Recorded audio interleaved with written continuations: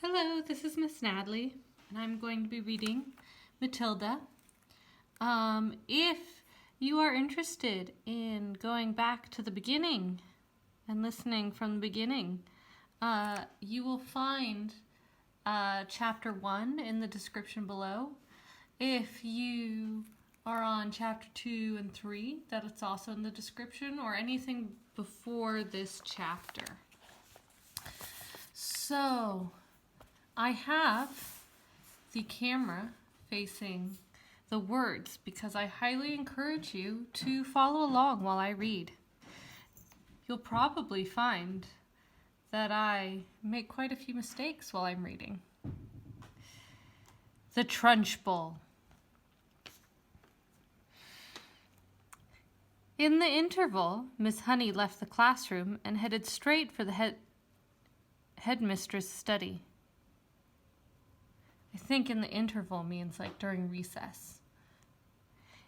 In the interval, Miss Honey left the classroom and headed straight for the headmistress's study. She felt wildly excited. She had just met a small girl who possessed, or so it seemed to her, quite extraordinary qualities of brilliance. There had not been time yet to find out exactly how brilliant the child was, but Miss Honey had learned enough to realize that something had to be done about it as soon as possible. It would be ridiculous to leave a child like that stuck in the bottom form. Think in the bottom class, leaving her in kindergarten. Normally, Miss Honey was terrified of the headmistress and kept well away from her, but at this moment she felt ready to take on anybody. She knocked on the door of the dreaded private study. "Enter!" boomed a deep and dangerous voice of Miss Trunchbull. Miss Honey went in. Now, most head teachers are chosen because they possess a number of fine qualities. They understand children, and they have the children's best interest at heart. They are sympathetic, they are fair, and they are deeply interested in education. Miss Trunchbull possessed none of these qualities, and how she ever got her present job was a mystery. She was above all a most formidable female. She had once been a famous athlete, and even now the muscles were still clearly in evidence. You could see them in the bull neck, in the big shoulders, in the thick arms, in the sinewy wrists, and in the powerful legs. Looking at her, you got the feeling that this was someone who could bend iron bars and tear telephone directories in half. Telephone books. A telephone book. You probably have not seen one of those. We don't have those these days. But it's a very, very thick book, this thick. And it would have everybody's phone numbers and all of the local business phone numbers that you could look up, because we didn't have the internet to look up, the closest fabric store. You had to look in the telephone book. Her face, I'm afraid, was neither a thing of beauty nor a joy forever. She had an obstinate chin, a cruel mouth, and small, arrogant eyes. And as for clothes, they were, to say the least, extremely odd. She always had on a brown cotton smock, which was pinched in around the waist, with a wide leather belt. A smock is a dress, so she'd wear a brown dress that was kind of held at the waist by a belt. The belt was fastened in front with an enormous silver buckle. The massive thighs, which emerged from out of the smock, were encased in a pair of extraordinary pants, bottle green in color, and made of coarse twill. These breeches reached to just below the knees, and from there On down she sported green socks with turned-up tops, which displayed her calf muscles to perfection.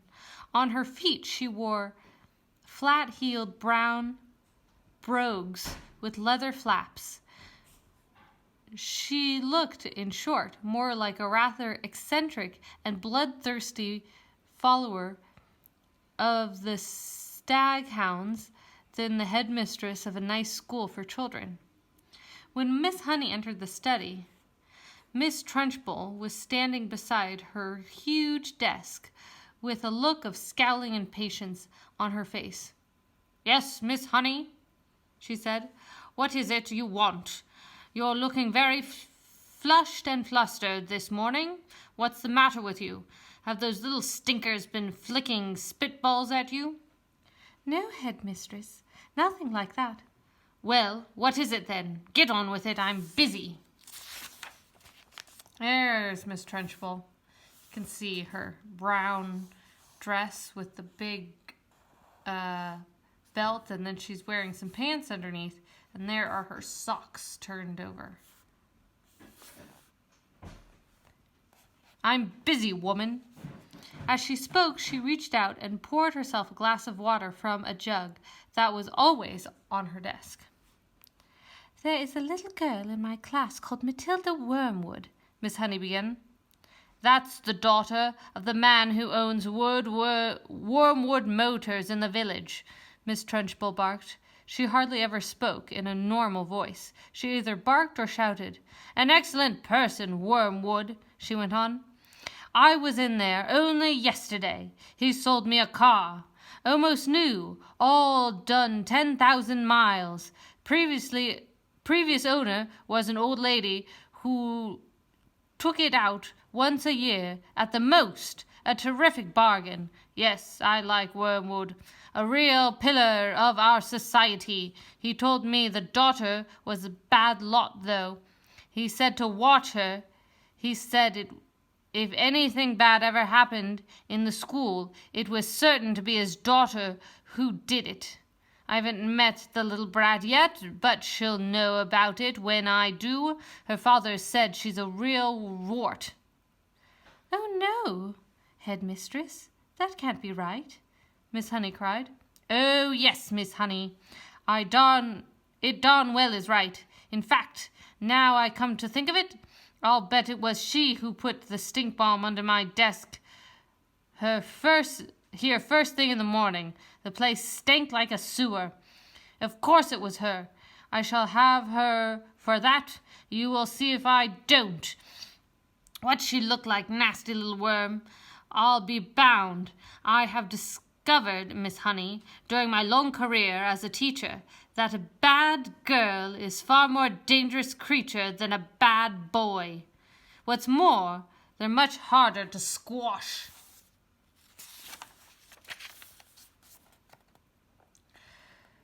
Squashing a bad girl is like trying to squash a blue bottle. You bang down on it, and the darn thing isn't there. Squashing a bad girl is like trying to squash a blue bottle. You bang down on it, and the darn thing isn't there. Nasty, dirty things little girls are. Glad I never was one. So a blue bottle is a type of bug. It's like a beetle. "Oh, but you must have been a little girl once, headmistress. Surely you were." "Not for long, anyway," Miss Trunchbull barked, grinning. "I became a woman very quickly." "She's completely off her rocker," Miss Honey told herself. "She's barmy as a bedbug." Miss Honey stood resolutely before the headmistress. For once she was not going to be browbeaten. "I must tell you, headmistress," she said, "that you are completely mistaken about Matilda putting the stink bomb under your desk." "I'm never mistaken, Miss Honey." "But, headmistress, the child only arrived in school this morning and came straight to the classroom." "Don't argue with me, for heaven's sake, woman. The little brute, Matilda, or whatever her name is, has stink-bombed my study. There's no doubt about it. Thank you for suggesting it." "But I didn't suggest it, headmistress. Of course you did. Now, what is it you want? Miss Honey, why are you wasting my time? I came to you to talk about Matilda, headmistress. I have extraordinary things to report about the child. May I please tell you what happened in class just now? I suppose she set fire to your skirt and scorched your knickers, Miss Trunchbull snorted. So knickers are another way of saying underwear. No, Miss Honey cried out. Matilda is a genius. At the mention of the word, Miss Trunchbull's face turned purple, and her whole body seemed to swell up like a bullfrog. A genius? She shouted. What piffle is this you are talking, madam? You must be out of your mind. I have her father's word for it that the child is a gangster. Her father is wrong, headmistress. Don't be a twerp, Miss Honey. You have met the little beast for only half an hour, and her father has known her all her life. But Miss Honey was determined to have her say, and she now began to describe many of the amazing things Matilda had done with arithmetic. So she learned a few tables by heart, has she? Miss Trunchbull barked. My dear woman, that doesn't make her a genius, it makes her a parrot. But headmistress, she can read. So can I, Miss Trunchbull snapped. It is my opinion, Miss Honey said, that Matilda should be taken out of my form and placed immediately in the top form with the 11-year-olds. Ha! Snorted Miss Trunchbull. So you want to get rid of her, do you? So you can't handle her? So now you want to upload her on the wretched Miss Plimsoll in the top form, where she will cause even more chaos? No, cried Miss Honey. That's not my reason at all. Oh, yes it is, shouted Miss Trunchbull.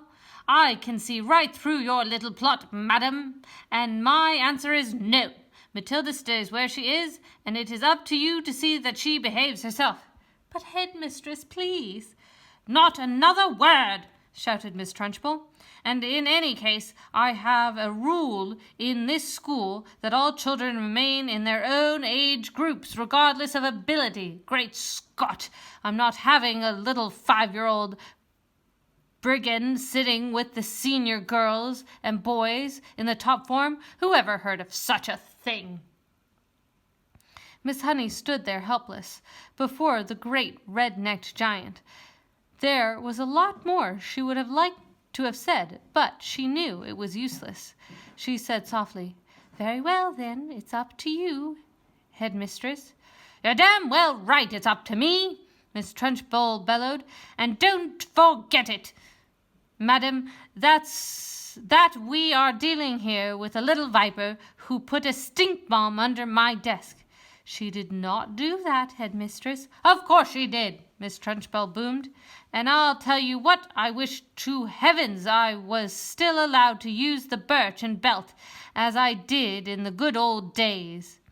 So birch and belt, a birch and a belt, it was back when teachers were allowed to beat their students, that they would hit them with a stick, known as the birch, or they would whip them with a belt. We don't do that anymore. I'd have roasted Matilda's bottom for her so she couldn't sit down for a month. Miss Honey turned and walked out of her study, feeling depressed, but by no means defeated. I'm going to do something about this child, she told herself.